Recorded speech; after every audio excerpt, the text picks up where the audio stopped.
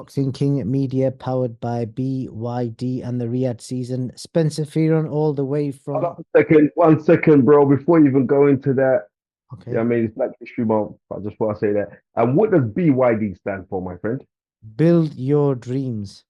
Right. And you know what? The You are big testimony. EV You car. no, don't talk. You, my friend, are testimony to build your dream. You know why? Because I've seen the growth of your channel. Right. It's an honor that I always feature on it. And people think that I've known you just because of the channel. No, no, no, no, no. I've known you for 12 years now. You know what I 14, mean? So 14 actually. yeah, it's 14 years. So I mean, congratulations on the channel. And yeah, and I ain't gonna lie to you, BYD cars are banging. You know what I mean? I test drove one the other day. Oh my word, it's incredible. Was it the 500 brake course or the 300 one? The 500. What's that? The four-wheel The drive one. the four-wheel drive one. Yeah, what's it? It's retailing now for like 40, just under £49,000. So Yeah. yeah, but I'm gonna be real with you. You have to see the car to see how beautiful it is. So Yeah. massive shout out to Ryan Smith of BYD Sheffield. Very, very nice man. Very cool man. So yeah. Anyway, that's enough of that, all of that, mate. I mean, Yep. No, they are amazing cars, and there's a reason why they're valued more than Tesla already, and they're new in the market, so people should research them. Let's jump into the boxing, Spencer. We're gonna go straight into it. I'm gonna talk about the two big fights. We're gonna start with Fabio Wardley, Fraser Clarke. I described it as the elephant in the room when I spoke to Fabio the other day. The blatant, work he's had done on his nose. He said he's had plastic surgery done. There's a lot of people saying that's gonna open up straight away. So. I want you to tell me about how that's going to impact the fight. And have you ever come across, I'm sure you can probably name drop me some fights from history where a fight has gone into a fight with like clearly with some sort of scarring tissue that could open up. well, the thing about it is this: when I've been speaking about scar tissue, I remember famously Rocky Marciano in a title defense, his nose was completely open. You could open out his nose, right? He still continued to fight after that, and then he retired after his famous fight with Archie Moore. In that fight where he gets floored and then he gets up and he stops Archie Moore, right? And Archie Moore is a prolific puncher. You look right through the analogs of history, then you realize like how hard a puncher that the great Archie Moore was. So fair play to someone like Rocky Marciano when you look on toughness. This here is totally, totally different. Because people are saying like, well, the scar tissue and the opening up and all the rest of it. Fabio Wardley is a supremely talented human being. And he had to be that talented because you got to think here is a man that has not boxed amateur. He has no amateur experience. So everything he's learned is through his natural athleticism and by watching TV and picking up things from watching great guys. He's a big fan of Roy Jones. You can see that in his style of fighting. I like how he's got his hands cocked out, how he throws out his jabs. He's very fast as well, and he's a hurtful puncher, right? And he's also a thinking fighter as well, right? So he knows when times to switch it on to try and uh, uh, be dominant over his opponents. Um, I think the pressure now, as it was before, was actually on Fraser Clarke, right? And I know Fraser very well. I know Fabio very well, but I speak more regularly to Fraser Clarke.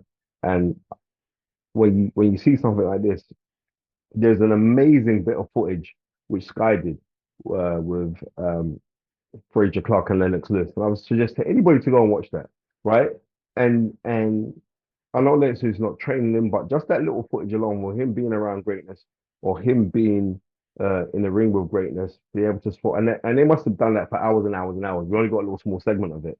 I know that could have rubbed off on Fraser, right? Even just down to like there's doing about postures in stance and how to hold your hands out and to have your left hand slightly more elongated out so it's quicker to the target. All these little tiny tips, these little tiny nuances, I believe could actually help Fraser Clarke. Even though when the bell goes, Lennox Lewis ain't gonna be there for him. You know what I mean? But I think these things could actually help Fraser Clarke. If Fraser Clarke was in better condition for that fight, the last time out, I think he would have been victorious if he's better conditioned, right? But I think the experience, I'm talking about the experience which not only Frazier, but also Angel Fernandez would have gained by going 12 rounds or be in a fight like of that with somebody that he truly has trained since they've turned professional, um, maybe that would have helped his camp, I believe. Maybe. But we shall see come tomorrow night. It's a pick 'em fight. And it's kind of unfair for me to say, well, who are you going to pick? Because I actually like both guys. I really do like both guys. Generally, I really do like both guys, but I'm a little bit more closer to Frazier. And what I am saying is this: I'm just gonna look. You know me. I can't help it. I've got to be 100% real. I believe if it goes close points, I believe that Fabio will get it. Okay. Right. You know, And the reason being, sorry to interrupt you, sir. The well, reason why I believe that is because I don't think the system of how everything is set up right now, you've got two of the biggest promoters in the world in Frank Warren and Eddie Hearn. I don't think they particularly like Ben Shalom. I don't think they've hid the fact that they don't like Ben Shalom, and knowing that Frazier Clarke is a Ben Shalom fighter, I don't believe that if this goes points, there is an unseen biasness within boxing. I'm not saying it's a deliberate bias, it's an unseen bias or favoritism, which is an energy that I think it would favor Fabio. That's me how just would being real. how would that affect the judging and the scorecards? How will it affect it? I just Yeah. think there's an unseen biasness in certain things, an unseen favoritism in certain things. It's not a deliberate thing, it's just an unseen bias. It's an energy thing. And once you understand energy, right, which cannot be destroyed, neither created, it goes where it flows. Okay, interesting. I did ask him a question about. I asked him. I don't know if you've seen it. I asked him both the same question about the after effects and the days after the first fight, and it was fascinating to get an insight as to how they both recovered. Fraser said he was scared to sleep because he was in that much pain, and I'm assuming because he was worried about whether he's going to wake up or not. And Fabio said he couldn't open his jaw, and he was eating noodles for 3 days, and he was pissing blood. Um, them sort of things, like surely they must carry their memories into this fight, or do you think that makes them even stronger? It depends on who you are. I know many fighters that have urinated blood, right? I've done it. I, I, I know a couple guys. Um, and that's when you urinate, it's called a kidney blows, right? Um, and that's scary. I remember Muhammad Ali urinated blood for 6 weeks after fighting George Foreman in October of 1974 in the Rumble in the Jungle in Zaire. So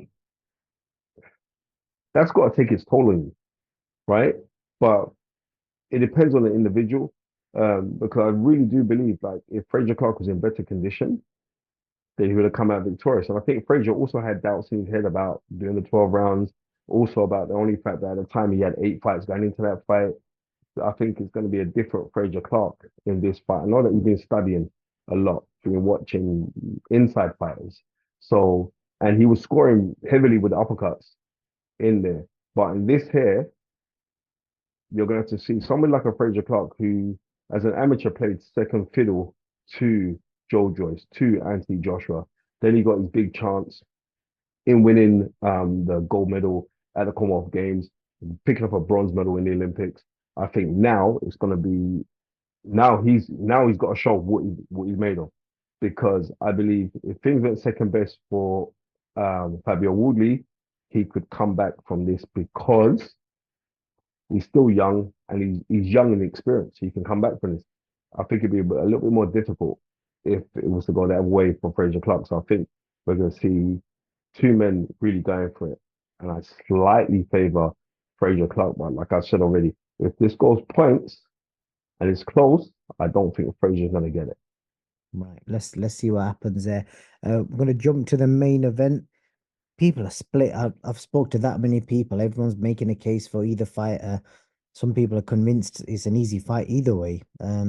What do you make of it? Obviously, the injury, I think it was a meniscus, I think they said. I don't know how serious that is. Maybe somebody can tell us in the comments how serious that injury is and whether he can recover in 3 4 months. And obviously Arto Bet with regards to Bivol, I don't know if you've seen the stuff I don't know if she's an ex-wife or separated, the stuff she's been putting out about him saying that she's team Beterbiev and the children are picking Beterbiev, and talking about Bivol's injuries, that he's got issues with his ears and also issues with his back. Sorry, man. My mate, look, come on in, son. You just walk to come on in. Why just walk in, take a seat, man, brother. You know what I mean? We'll keep You know this what I mean? party at Spencer's. Yeah, party at Spencer's. Yeah, no, that's my brother from another Marlon Morris, and he's the Legacy Foundation on the 7th of December. Make sure that you buy your tickets. Leave a link in the bio for me. Now, sorry, what did you just say? I I've just took Dmitry Bivol's wife or ex-wife, I don't know, one of the two. She's been putting stuff out online about being Team Beterbiev, saying her and the children are picking Beterbiev, and talking about Bivol's injuries, saying he's got ear you know issues. what, you know what? I'm not in the position to speak on that because what I do know is this: like you can be with a female and then you could break up with a female, right? And you got kids. One thing I do not condone in any way is anybody being abusive physically to a female. Do you know what I mean? We can have abuse of mental or verbal abuse, and that could be serious and it's disgusting within itself. But the physical abuse, and you're a professional boxer, but these are alleged stories, so we don't know, right? So I don't want to get involved in that. But obviously he must have hurt her pretty bad. But one thing I do know is this: is like he's got two children with her, right? And the night when those children were being created, it was a nice night. So I can't get involved in it. You know what I mean? It must have been a nice night. Right? So let's call it as it is. So I'm not buying into none of that. That soap opera thing, not getting into it. This is a very, very intriguing fight simply because um, let's not forget Bivol has a win, an excellent win over Canelo, right? So I don't want to hear anything that anybody wants to say about this fight to think, oh well, how is this fight gonna go? Because really and truly, this fight is all for Beterbiev to prove himself, right? Simply because Bivol is younger. We would believe that he's the fresher fighter. He's very, very well versed in skill. But when we look on somebody like Beterbiev, there is artful butchery. And I sat ringside when he fought, and you could hear the whoops of the shots that he was trying out. He's a demonic puncher, right? But a very godly man. And I mean, Allah Alam, God knows best, right? But people saying they're split, and I can see why they're saying that they're split. But I'm gonna be real with you. I'm going for Bivol to win this fight late. I'm going for Bivol to win this fight late. What um what about the Sorry, did I say that? Sorry. Bivol, what am I talking about? I'm going for Beterbiev to stop Bivol late.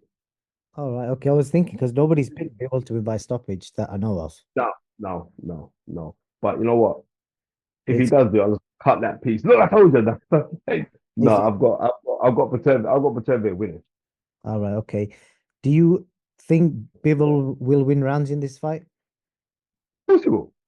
He's a supreme boxer. Go and look at the footwork of Bivol, or like when he's up there, how he pulls out his left jab. He pulls out the left jab to position his right leg across you so I can drop the right hand in. He's very, very smart. I mean, I remember watching him, and listen, I'm talking way back when I was back in the uh when I used to be at Sky. I started to watch a lot of him because then he was like he used to fight a lot on the Monaco shows what Eddie used to put on. And I used to watch a lot of him. I knew that this guy was a very, very good fighter. He was a very good fighter.